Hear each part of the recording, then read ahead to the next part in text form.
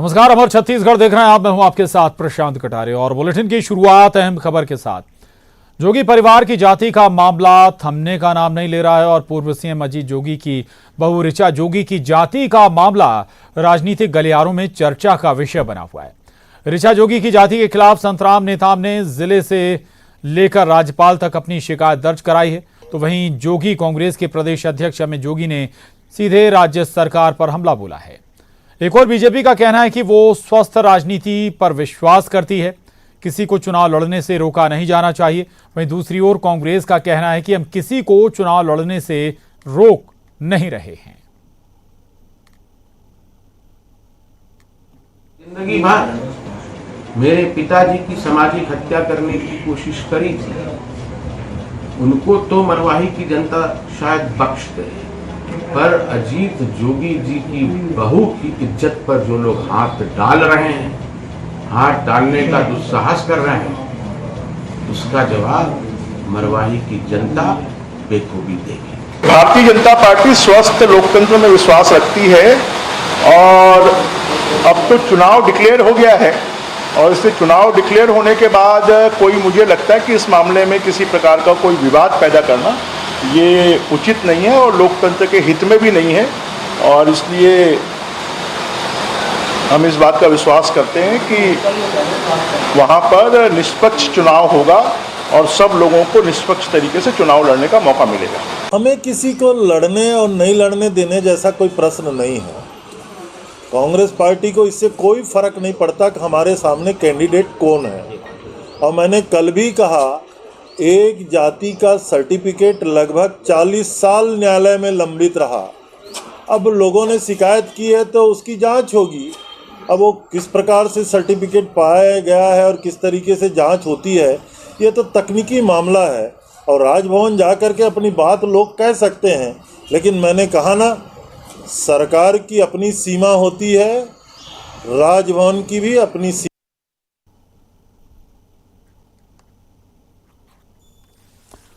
तो ऋचा जोगी की जाति को लेकर अब सियासत जमकर गर्मा गई है और मंत्री रविंद्र चौबे कह रहे हैं कि इससे कोई फर्क नहीं पड़ता कि क्या मसला है, लेकिन चूंकि अब ये मामला पब्लिक डोमेन में है तो स्वाभाविक है कि इस मामले की जांच भी होनी चाहिए। दूसरी तरफ बीजेपी कह रही कि किसी को भी चुनाव लड़ने से नहीं रोका जाना चाहिए। दूसरी तरफ ऋचा जोगी और रेणु जोगी राज्यपाल से गुहार लगा चुकी हैं। हालांकि अभी तक जो पर्याप्त दस्तावेज हैं वो जाति से संबंधित नहीं पेश कर पाए ऋचा जोगी और रेणु जोगी, और इसी के बाद अब चुनाव लड़ पाएंगे या नहीं, इस पर जरूर अभी विवाद है। सुरेंद्र हमारे साथ जुड़े हुए हैं। सुरेंद्र, कौन से अभी दस्तावेज जिनकी दरकार थी रेणु जोगी और ऋचा जोगी के जरिए अभी तक सामने नहीं रखे जा सके हैं? क्या स्थितियां फिलहाल बन रही हैं या फिर केवल इस पर सियासत हो रही है या सियासी लाभ की कोशिश? देखिए प्रशांत, ये काफी मामला जो है हाई प्रोफाइल होता जा रहा है और जिस तरह से इसमें जो रविंद्र चौबे हैं, जो सरकार के प्रवक्ता हैं, उन्होंने साफ तौर से ये कहा है कि जिस तरह से अगर जाति ऋचा जोगी की अगर इसमें उनके प्रमाण पत्र अगर ठीक नहीं पाए जाएंगे, उसकी तो जांच की जा रही है। और रही बात जो गवर्नर के पास, जो राज्यपाल के पास में लगातार जो लोग जा रहे हैं शिकायत करने के लिए, तो उनकी भी एक मर्यादा है और राज्य सरकार के पास भी एक मर्यादा है, उसके तहत कार्रवाई की जाएगी। तो ये कुल मिला के ऐसा है कि जिस तरह से जो जिला स्तरीय छानबीन समिति है उसके पास में मामला है, 12 अक्टूबर को इसमें फिर से इनको बुलाया गया है ऋचा जोगी को। और रही बात जिस तरह से जो चस्पा जो नोटिस भेजने की, वो नोटिस भेजा गया है जिला प्रशासन की तरफ से, लेकिन ऋचा जोगी ने कहा है कि उनको उनके घर पे, क्योंकि उनका पता जो है यहाँ पर रायपुर का दिया हुआ है जोगी निवास का, वहां पर उनके पास नहीं पहुंचा है।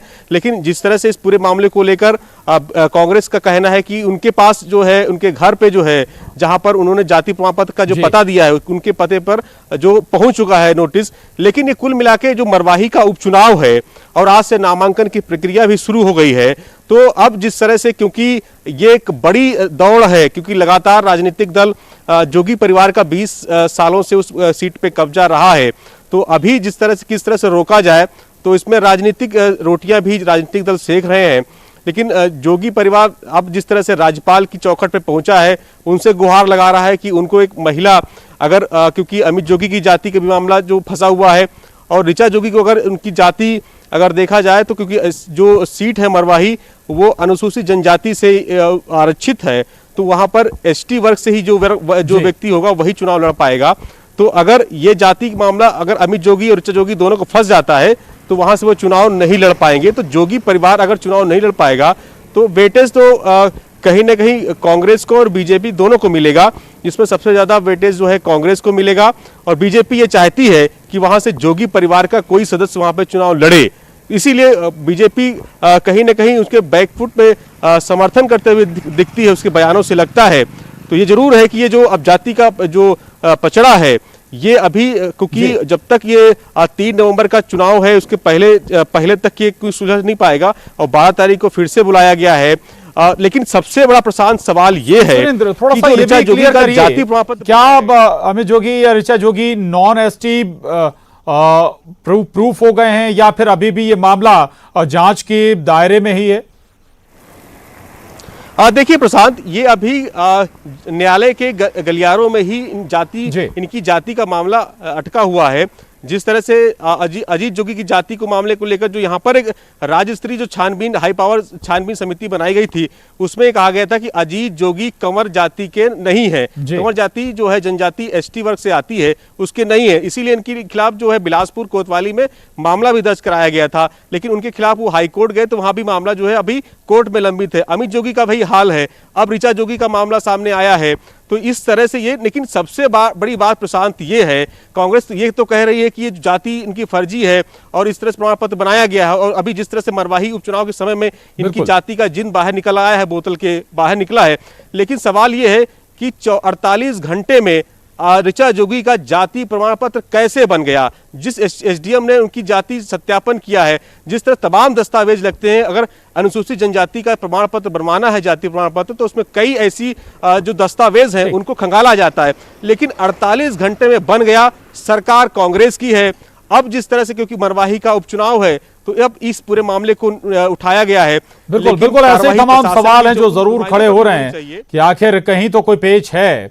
बहरहाल शुक्रिया सुरेंद्र आपका इस पूरी जानकारी के लिए, धन्यवाद।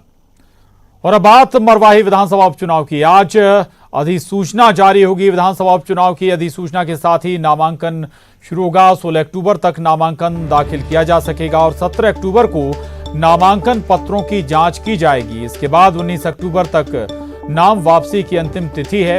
वहीं 3 नवंबर को मतदान है और 10 नवंबर को नतीजे भी आ जाएंगे, यानी कि 10 नवंबर को मतगणना होगी। तो मरवाही विधानसभा उपचुनाव के मद्देनजर आज अधिसूचना जारी की जाएगी। अधिसूचना के साथ ही नामांकन शुरू हो जाएंगे और 16 अक्टूबर तक नामांकन दाखिल किए जा सकेंगे। इसके बाद 17 अक्टूबर को नामांकन पत्रों की जांच होगी और 19 अक्टूबर तक नाम वापसी की आखिरी तिथि होगी।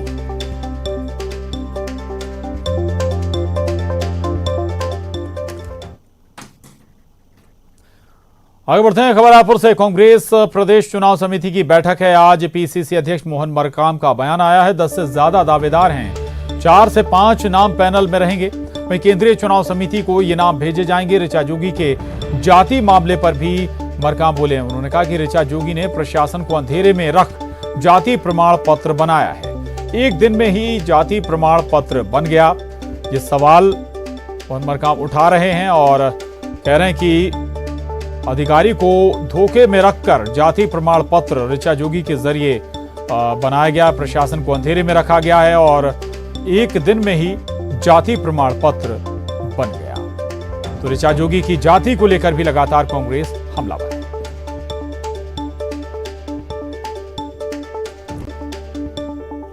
उधर मरवाही उपचुनाव को लेकर नए दिशा निर्देश। अब 30 से अधिक स्टार प्रचारक नहीं होंगे। निर्वाचन आयोग ने ये दिशा निर्देश जारी कर दिए। पहले 40 स्टार प्रचारक चुनाव प्रचार कर सकते थे, लेकिन कोविड पीरियड के मद्देनजर ये संख्या घटा दी गई है। अब 30 तक ही जो स्टार प्रचारक हैं वो प्रचार कर सकते हैं। संख्या 40 से 30 कर दी गई है, जबकि पहले 40 स्टार प्रचारक प्रचार में शामिल हो सकते थे, लेकिन अब 30 से ज्यादा स्टार प्रचारक प्रचार नहीं कर पाएंगे। उपचुनाव के लिए ये दिशा निर्देश हैं। तो मरवाही उपचुनाव के मद्देनजर ये नए दिशा निर्देशों के मद्देनजर 40 की जगह अब 30 स्टार प्रचारक ही प्रचार कर पाएंगे। निर्वाचन आयोग ने ये नए दिशा निर्देश जारी किए हैं।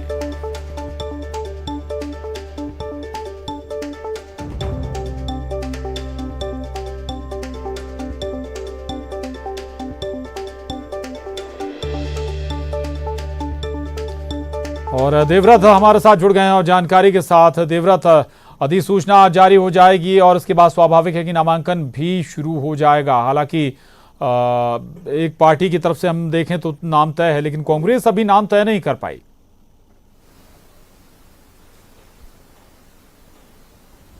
जी बिल्कुल, जोगी कांग्रेस की तरफ से नाम तय है, लेकिन मामला जाति के पेंच में फंसा हुआ है। और क्योंकि काफी वीआईपी सीट है मरवाही की और आज चुनाव समिति की बैठक भी है प्रदेश, और इसलिए कांग्रेस मंथन करेगी, नामों पर विचार करेगी। हमारे साथ पीसीसी अध्यक्ष मोहन मरकाम हैं, इनसे ही जान लेते हैं कि आखिर किस तरह के नामों पर विचार किया जाएगा और कितना इंपॉर्टेंट है ये मरवाही उपचुनाव। कांग्रेस की साख भी जुड़ी है क्योंकि अब तक ये जोगी कांग्रेस के कब्जे में। छत्तीसगढ़ में माननीय भूपेश बघेल जी के नेतृत्व में कांग्रेस की सरकार के इन 2.25 सालों में सरकार की योजनाओं, नीतियों के दम पर छत्तीसगढ़ में जो उपचुनाव मरवाही में हो रहा है, उस उपचुनाव में भी कांग्रेस पार्टी दमदारी के साथ चुनाव लड़ेगी। हमें लगता है मरवाही की महान जनता कांग्रेस पार्टी की चुनेगी, क्योंकि हम जोगी कांग्रेस को भी आपने देखा, भारतीय जनता पार्टी की 15 साल की सरकार को भी देखा। मरवाही का विकास नहीं हुआ जब से कांग्रेस की सरकार बनी है।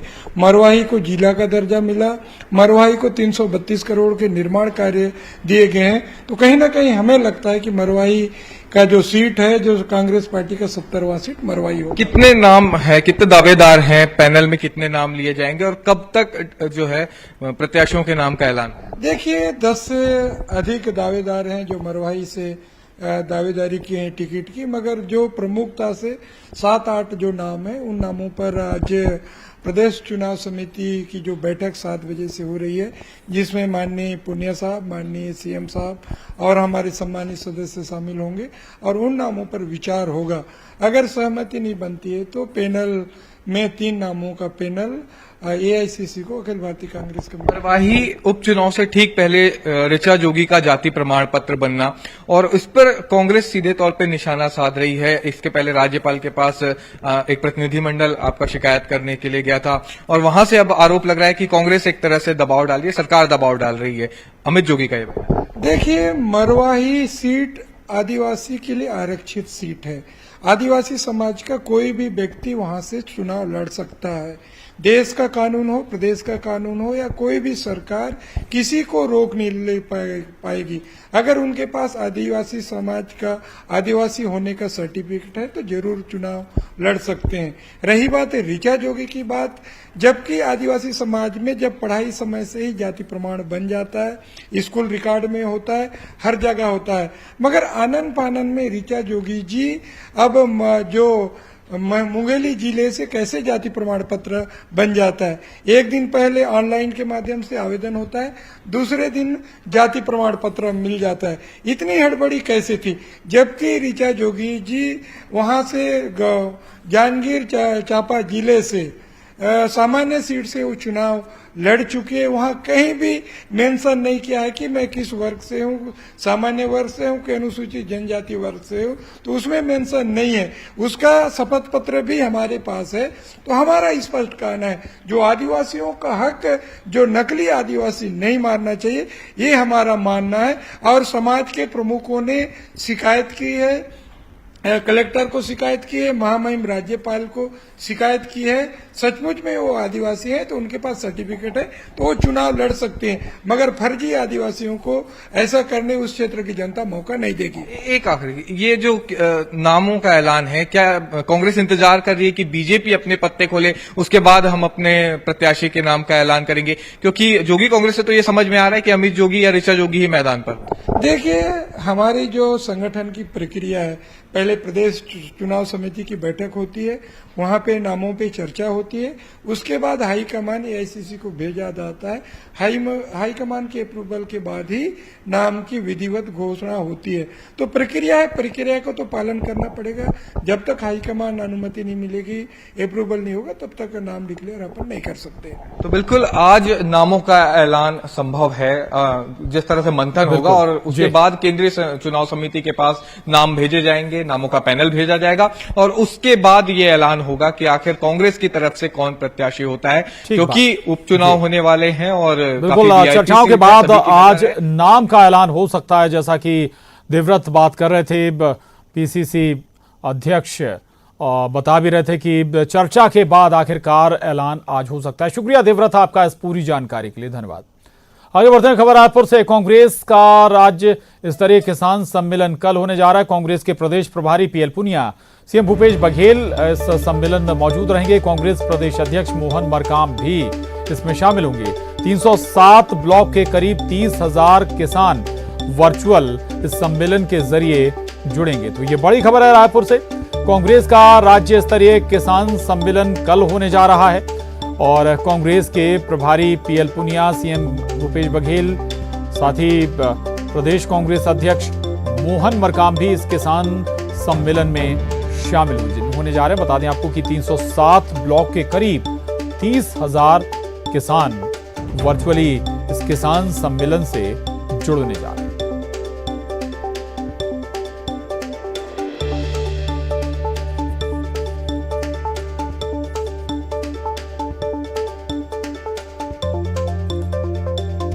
तो आपको एक बार फिर बता दें, कल राज्य स्तरीय किसान सम्मेलन कांग्रेस करने जा रही है। महत्वपूर्ण ये राज्य स्तरीय किसान सम्मेलन है। कांग्रेस के तमाम बड़े नेता पीएल पुनिया, मुख्यमंत्री भूपेश बघेल और मोहन मरकाम भी इसमें शामिल हैं।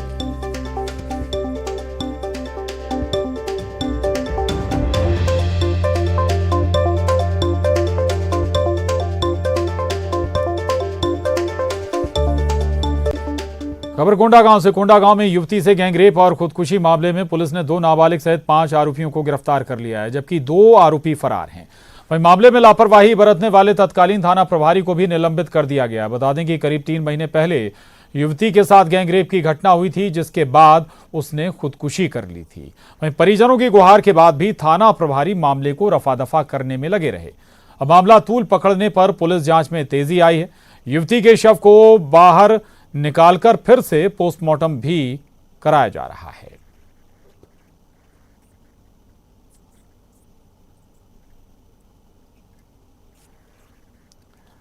उधर छत्तीसगढ़ में कोंडागांव गैंगरेप मामले में लगातार अब ये गर्माता जा रहा है। इस घटना को लेकर बीजेपी लगातार कांग्रेस सरकार पर निशाना साध रही है, जिस पर पीसीसी चीफ मोहन मरकाम ने निशाना साधा और पीड़िता को न्याय दिलाने की बात कही है। हुए कथित सामूहिक दुष्कर्म के मामले में बीजेपी आज प्रदर्शन कर रही है और इस मसले को लेकर हमारे साथ बात करने के लिए पीसीसी अध्यक्ष और कोंडागांव से विधायक मोहन मरकाम हैं। इनसे जानते हैं, सर आज बीजेपी जो प्रदर्शन कर रही है उसको लेकर के क्या कहेंगे और जांच में जो देरी हुई उसकी वजह क्या? छत्तीसगढ़ में माननीय भूपेश बघेल जी के नेतृत्व में कांग्रेस की सरकार, संवेदनशील सरकार, जब भी ऐसी घटनाएं आती है तत्काल उस पर कार्रवाई होती है और टीआई को सस्पेंड किया गया है। खबर भिलाई से। भिलाई में कल शाम एक प्राइवेट कंपनी में टैंकर मरम्मत के दौरान ब्लास्ट होने से एक युवक की मौत हो गई, जबकि 2 गंभीर रूप से घायल हो गए। घायलों को अस्पताल में भर्ती कराया गया है। कोलतार के टैंकर में गैस का दबाव बढ़ने के कारण बताया जा रहा है कि ब्लास्ट हुआ है। मामला खुर्सीपार थाना क्षेत्र का है। फिलहाल पुलिस मामले की जांच में जुटी हुई है।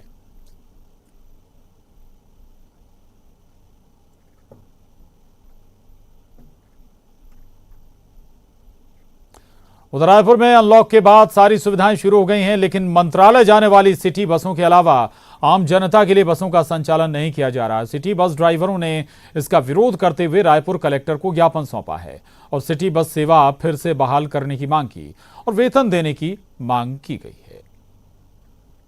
ये है कि लॉकडाउन से लेकर आज तक ना हमको रोजगार मिला, ना वेतन दिया जा रहा। जो लॉकडाउन का वेतन देना था आज तक अभी तक कुछ नहीं मिला है। ये सब जितने भाई खड़े हैं सब परिचालक है। हमारी मांगे यही शासन से है कि हमारा वेतन दिलाया जाए। राजनांदगांव में मारपीट के मामले में पुलिस ने बीजेपी के जिला पंचायत सदस्य और अशोक देवांगन और उनके बेटे को गिरफ्तार किया है। आरोप है कि अशोक देवांगन ने दूसरे आरोपियों के साथ मिलकर जमीन विवाद में बता दें कि अस्मित देवांगन के घर में घुसकर महिला के साथ मारपीट की और जान से मारने की धमकी दी। लालबाग थाने में अशोक देवांगन सहित 4 लोगों के खिलाफ शिकायत दर्ज कराई गई थी।